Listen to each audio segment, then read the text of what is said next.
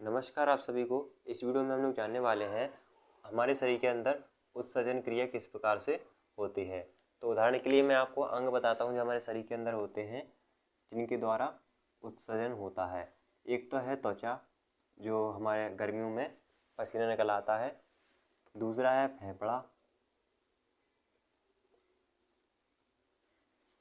और तीसरा एक मैंने ये बताया डायग्राम बनाया है वृक्क का, यानी किडनी।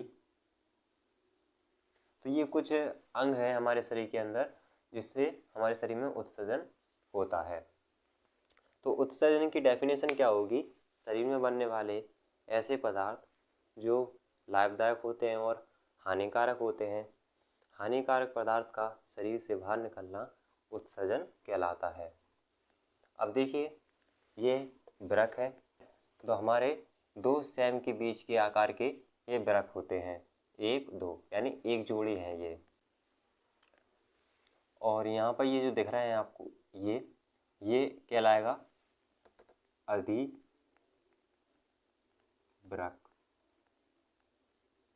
इसको बोलेंगे हम अधिवृक्क। जैसा यहाँ पर है ऐसे ही यहाँ पर भी है। और ये है, ये जो नली है इस नली को बोलेंगे हम मूत्र वाहिनी। मूत्र वाहिनी यानी इसमें से इस नली से मूत्र जाएगा। और ये है मूत्राशय। मूत्राशय का मीन्स पता ही चल रहा होगा, मूत्र का आशय। और ये है मूत्र मार्ग।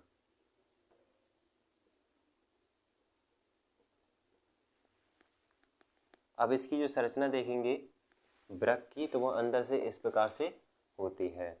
यहाँ पर ये वाला भाग कहलाएगा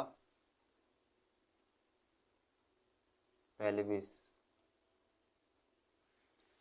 और इसको बोलेंगे हम कार्टेक्स, और इसको बोलेंगे ये जो दिख रहा है मेडुला।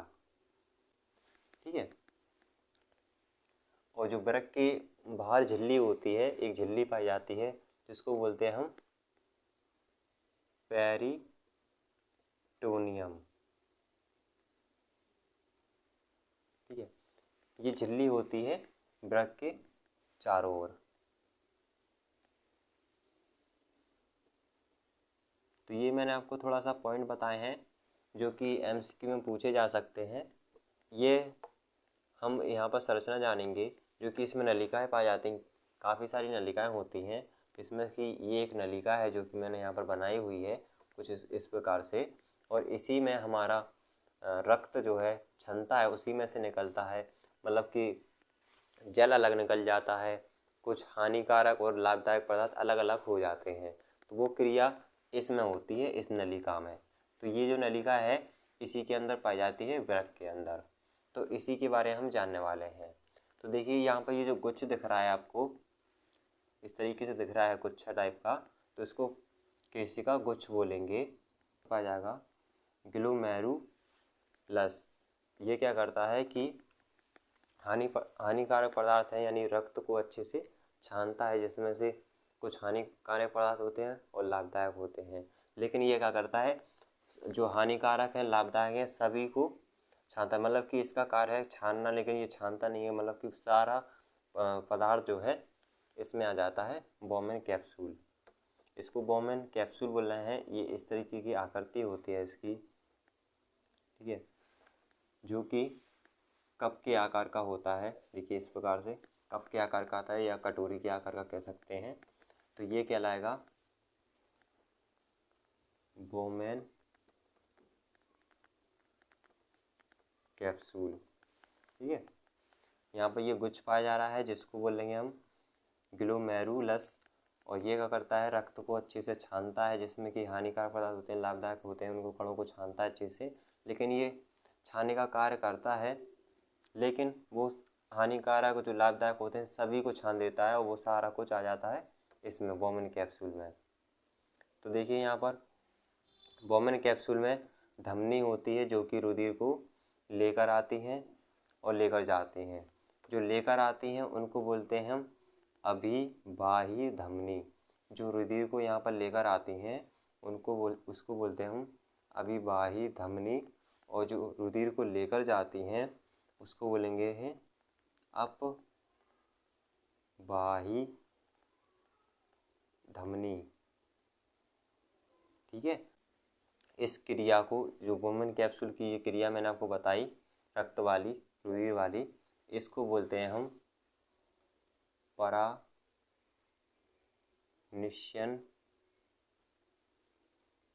धन। तो ये इतना जो भाग है ये कहलाएगा बोमन कैप्सूल, ये इस तरीके का। ठीक है, अब इसके बाद ये वाला भाग इतना छोड़ दें, ये वाला भाग कहलाएगा समीपस्थ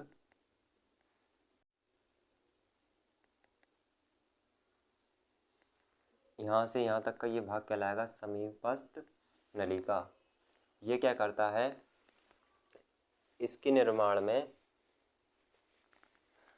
लिख देता हूँ मैं यहाँ पर रोमाभी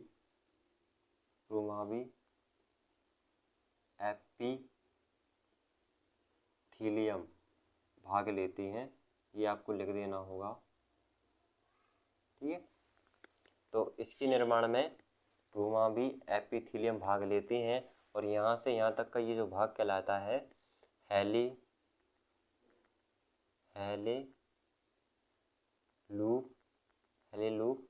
नलिका, क्योंकि ये एक लूप के आकार की दिख रही है यहाँ पर, लूप जैसे चढ़ा नहीं देते कवर टाइप का, ये यू आकार की होती है। कैसे आकार की? यू आकार की होती है। हेडिंग बाय हेडिंग आपको लिखना होगा। तो देखिए, पहली हेडिंग हमारी ये हो गई बोमन कैप्सूल की, दूसरी हेडिंग ये हो गई समीपस्थ नलिका, तीसरी ये हो गई हेलीलूप। उसके बाद आता है यहाँ से यहाँ तक का ये जो भाग कहलाएगा इसको बोलेंगे हम दूरस्थ नलिका। ठीक है, दूरस्थ नलिका या इसी को बोलते हैं हम कुंडलिनी नलिका, दूरस्थ नलिका।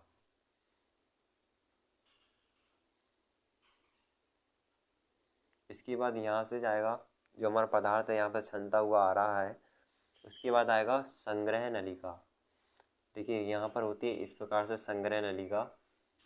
संग्रह नलिका के बाद फिर ये इसमें घुल जाती है मूत्र वाहिनी, इसमें घुल जाती है। लेकिन जान लीजिए इसमें देखिए संग्रह नलिका में क्या होता है, संग्रह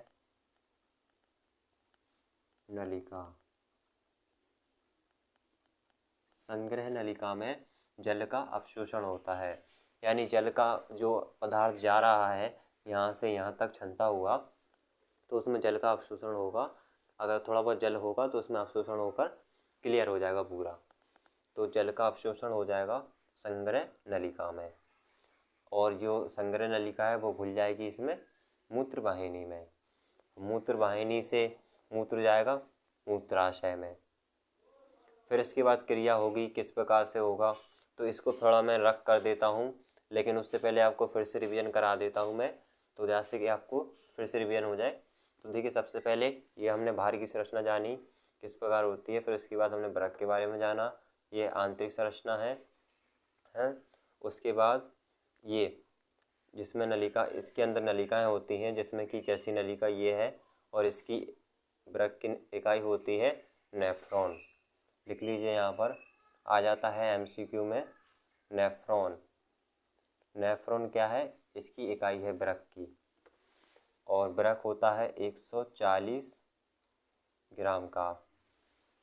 ठीक है, तो देखिए यहाँ पे ये जो गुच्छ दिख रहा है, यहाँ पर इस गुच्छ को, इसमें गुच्छ में होता है ग्लोमेरुलस होता है, जो कि पदार्थ को अच्छे से छानता है। उसके बाद आता है बोमन कैप्सूल। बोमन कैप्सूल मैंने आपको बताया अभिवाही धमनी होती है जो रुधिर लेकर आती हैं, अपवाही धमनी जो रुधिर लेकर जाती हैं।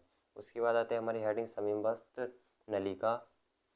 इसकी निर्माण में ये भाग लेते हैं रोमाभी एपिथीलियम भाग लेते हैं निर्माण में। फिर उसके बाद आती है हेलीलूप नलिका, ये लूप आकार की होती है, मतलब कि यू आकार की होती है। उसके बाद दूरस्थ नलिका, ठीक है, इसमें कुछ है नहीं इतना। उसके बाद संग्रह नलिका जो कि इसमें मूत्रवाहिनी में घुल जाती है, ठीक है, इससे जुड़ जाती है यानी, और संग्रह नलिका में जल का अवशोषण होता है। बस इतना हो गया हमारा क्लियर। तो चलिए आगे बढ़ते हैं।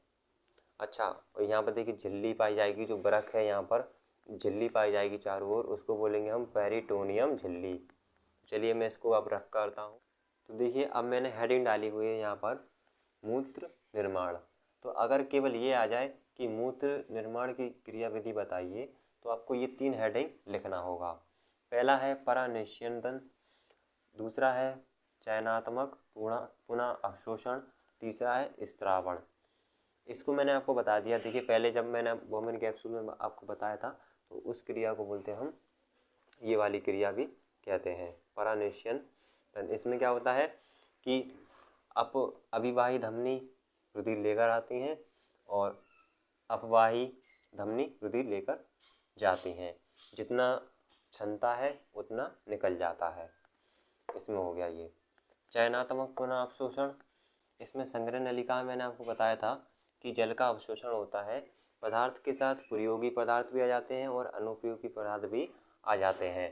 तो वहाँ पर जल का अवशोषण हो जाता है संग्रह नलिका, और संग्रह नलिका घुल जाती है यानी मिल जाती है किसमें, बेलेनाई, मतलब बेलन की आकार की होती है इस प्रकार से, और ये नलिका घुल जाती है इसमें मूत्र वाहिनी में।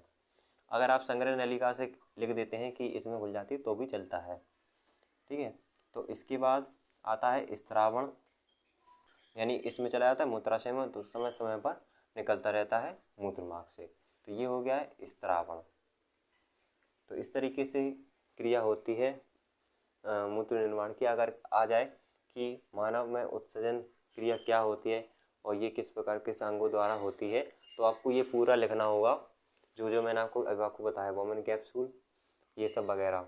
अगर केवल ये हेडिंग आ जाए मूत्र निर्माण की क्रियाविधि बताइए तो केवल आपको ये लिखना होगा 1 2 3 हेडिंग, ठीक है। तो इस प्रकार से हमने जाना कि मानव में उत्सर्जन कैसे होता है, वृक्क में, फेफड़े में भी होता है, त्वचा में भी होता है, ये भी है।